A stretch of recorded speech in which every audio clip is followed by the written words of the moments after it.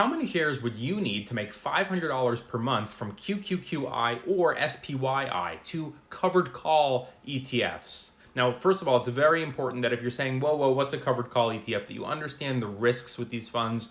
This video is going to be in a playlist that's down here that you can click on and you can watch to learn a little bit more. And by the way, just go here, click on the menu, which is right here, and all of these resources are 100% free.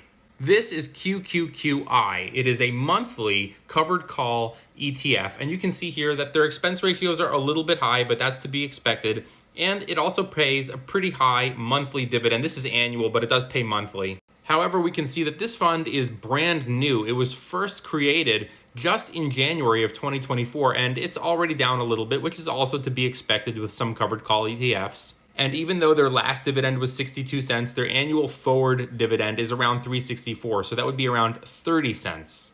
So your goal is to make $500 per month, and based on the 62-cent dividend, you would need 806 shares. And we can see here that the stock or the fund is around $48 per share times 48. It would cost you around $38,000. But it says that they're expecting their dividend to be closer to 364, which is one of the risks about these kinds of funds, is that their dividend can and will likely change every single month. So they're expecting 30 cents. So now you want to do $500 times 30 or divided by 30, you would need 1,666 shares times 48, and it would cost you closer to $80,000 to make $500 per month. But what about SPYI? Their dividend's a little bit more stable and they've been around a little bit longer. So let's take a look at that.